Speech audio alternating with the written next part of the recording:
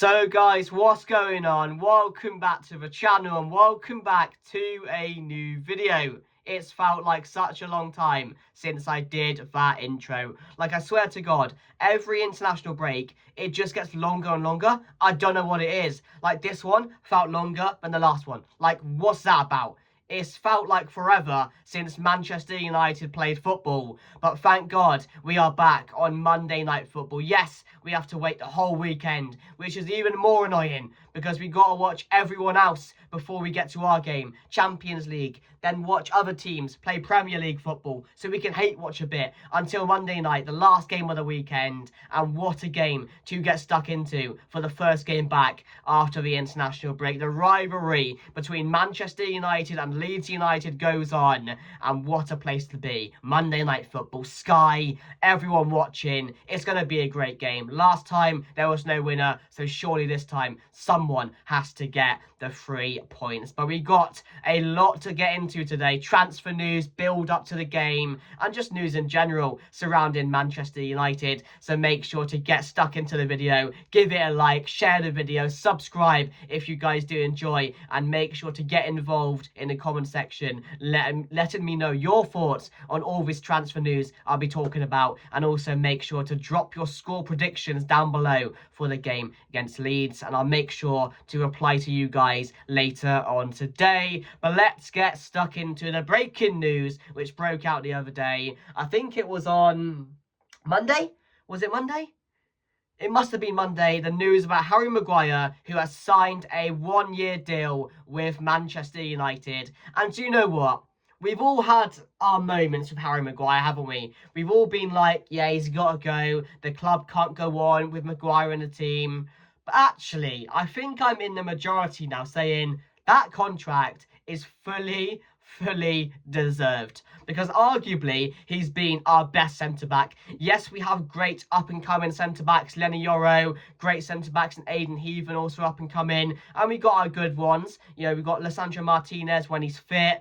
He's probably past his best, let's be honest, with the injuries, but we got him. But Harry Maguire has been the man that stepped up the most for Manchester United in big moments. He's made big blocks, big tackles. He always puts in a 7 out of 10 performance every game. He's very consistent, and when people were judging him, he always stepped up. He always stepped up. No matter what the haters were saying, he always proved them wrong. And I love a player like that. So I feel the contract has been very deserved as being one of our best centre-backs. And again, he wants to finish his career at Manchester United. And again, I think it's warranted. I really do think it is. I've been impressed with Harry Maguire this season. Towards the end of last season, I was impressed, even though we were in a shit position. But again, I just love that he's just ignored everything. The haters, in his worst days where he was pretty shit at times. Again, people were saying he was too slow, he couldn't play anymore, the club couldn't go forward, and now he's one of our best players and is signing a new contract. It's a 1-year deal. That's a very smart deal that Manchester United have done, because you don't want to extend it for 2 or 3 and have that mistake where, again, he could be good for the next year of his contract, and in the next 2 years, if it was a 3-year deal, he could be shit, and then we're in trouble. So I like what we're doing now, not giving players ultimate contracts to go on and be at the club for the next 4 years or so. But I think this is a really smart move, and I don't think anybody has to complain about it, or will complain about it. It's a positive news. It's really positive, and it's been positive since Michael Carrick signed for Manchester United. The players are coming out saying they want him to stay. We'll talk about that as well. But let me know your thoughts on Harry Maguire signing a 1-year deal at the club. I'm happy with it. It's good news overall for a player who fully deserves it, and I think Kobbie Mainoo is going to be next, and I can't wait for that one, because I love Kobbie Mainoo and I want him to stay for forever, really, if he can. So yeah, hopefully that can be announced soon. I think something is in the works at the moment, so hopefully we do get some news from Manchester United on that very soon. Other transfer news: Andre Onana still thinks he can play at Manchester United. Spoiler alert, you can't, mate, so fuck off and go wherever you are. Stay in Turkey, make the move away, because Seny Lamens is now the #1 keeper, and he's deserved it, because so far since he joined, he's been absolutely fantastic and hasn't put a foot wrong. So I'm really delighted with the progress of Seny Lamens. So for Andre Onana, nope. Joshua Zirkzee, He wants to fight for his place in the team, which is fair, because I do think anybody playing for Manchester United would want to fight for their place. But again, with Mbeumo, you got Ahmad, you got, Cunha, Sesko, players like that thriving at the moment. I just don't think there's a place for Joshua Zirkzee in the team. And I do think he is a good player on his day. He's capable. He has his moments. I just think Manchester United was a step too far too soon for him, I think. It's fair to say. He's had his good moments. He's scored a couple of goals, but I think he does still need to justify himself as a player. So I think going away, but maybe back to Serie A, somewhere where he can play every week and enjoy football, is probably going to be best for him. Ugarte looks like he's gone in the summer. He just can't play, and he's not good enough, is he? He's never getting back in that midfield. When he comes on, we always lose games.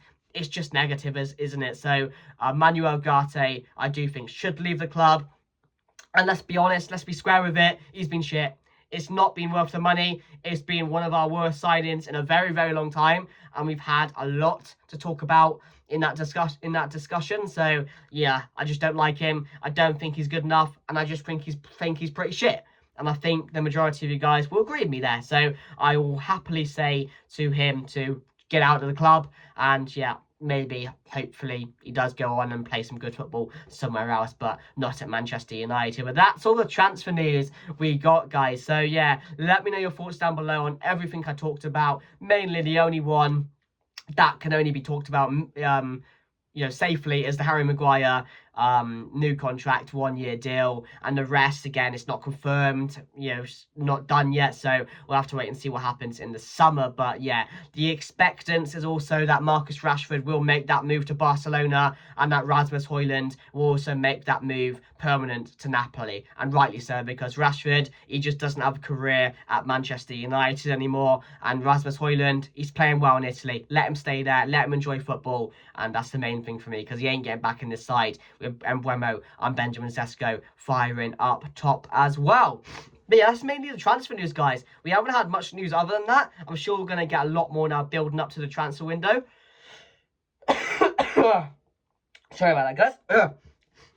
Let's get straight back into it, guys, and talk about the game coming up on Monday. And also, Manchester United are basically now more than likely confirmed for a Champions League spot next year. Now, it's been confirmed that the Premier League are going to get 5 places. So I worked it out that Manchester United, I think, need 3 or 4 more wins in the last remaining 10, 11 games, I think it is, to really qualify for Champions League and confirm it. I think we're going to get it anyway. We sit in 3rd right now. We're comfortable and we're playing well. That's a sad thing about having an international break as well. When your team's playing well for like the first time in a long, long time, they've got a really good spell going. I'm enjoying the football. I'm enjoying watching the players. They're really enjoying themselves as well. You can see it on the pitch. The chemistry's there. Michael Carrick, I'm loving him. The players, I'm loving them. It's just really good. And I think the whole collective as a fan base is coming together now.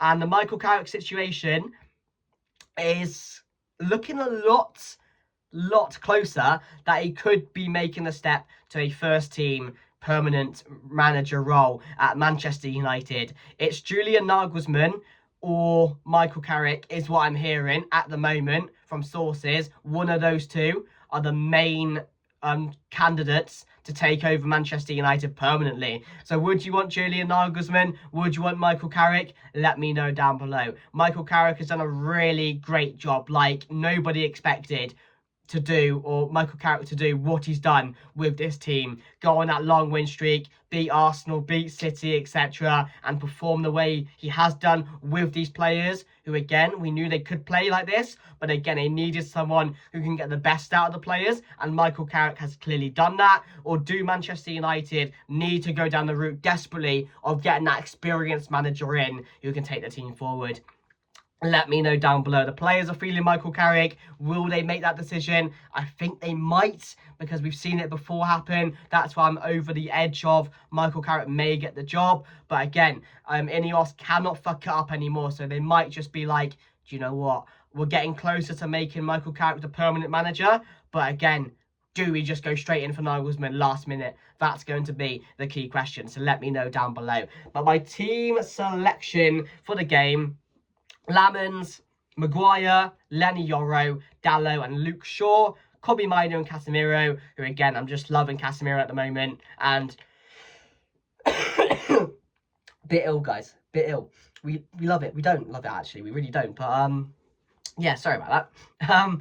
So yeah, Casemiro and Kobbie Mainoo. And it's sad to think that we've only got like 9, 10, 11 games left for Casemiro this season, because it's going to be an emotional one in that last game, isn't it, when Casemiro leaves for the last time at Old Trafford. I think everyone's going to get emotional because we know how much he loves the club, and we know how good he's been this year, especially this season, playing some of the best football I've seen him play in a Manchester United shirt. So that's going to be quite sad. But Kobbie Mainoo and Casemiro, then Bruno Fernandes, Cunha, Amad Diallo, and I'm going to go with Mbeumo up top again, because the last game he did that, and the game before that against Villa, he did stick with Mbeumo up top. And I do think there'd be a spell where Sesko does get a run of games, but at the moment, considering it's the last stretch of the season, I think Michael Carrick just wants to stick to what he knows and stick to what he thinks is getting the best out of the team at the moment. And I think that is with Mbeumo up top. I do think Michael Carrick probably feels that Mbeumo, Amad, Bruno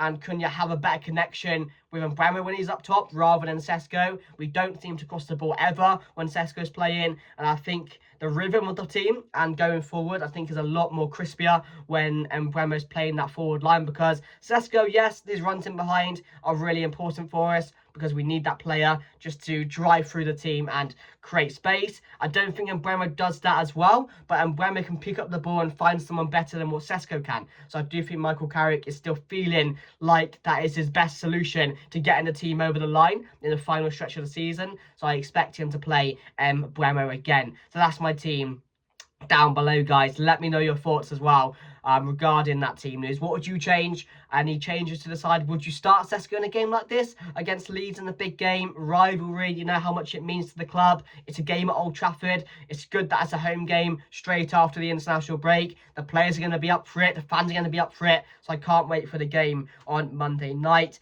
Leeds United, quickly. They're in a bit of a stut at the moment, aren't they? They're really in a bit of a stut. I think in the last couple of games, they've drawn most of them, haven't they? They're not clear of relegation yet. They can still be dragged in. And a game like this, if we win, could hold their confidence a bit. They just got over the line in the FA Cup. Fair play to them. Still don't know how they managed to come out on top, considering that West Ham scored 2 in the last couple of seconds. Then they saved the first penalty, and Leeds still somehow won the game. So it is what it is. But they still have great players. Okafor and Mecha. Calvert-Lewin's always dangerous. We know how good he's been for them this season. I like that Tanaka guy in the middle. I think he's absolutely brilliant. And again, he can cause problems for us. Dan James. Who else they played? I'm not too sure, really, but that's their main danger man, really, isn't it, going forward? They have options there. They got Perot still.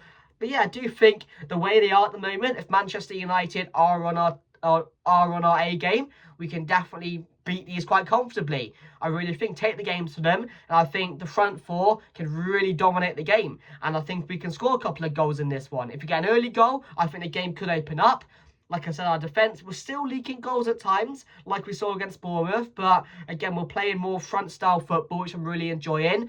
And at home, I do expect us to be on top in this game and really just enjoy our football, because at the moment, we're playing really well. Yes, the game before the international break wasn't ideal to draw, and the red card was not a red card, but yeah, it really halted our performance towards the end of the game. But again, we need to bounce back from that one with a positive performance in this one, a game at home, and I do think we can win this, build a bit of confidence to kick on for the last stretch of the season, and especially that Liverpool game, which I'm really looking forward to as well. But my score prediction, I'm going to say Manchester United to win this one 3-1. I'm feeling quite confident. There's good vibes. I want to see my team back, and thank God we only have to wait a couple of days now to see Manchester United back in action. But thank you for watching. Like, comment, share, subscribe.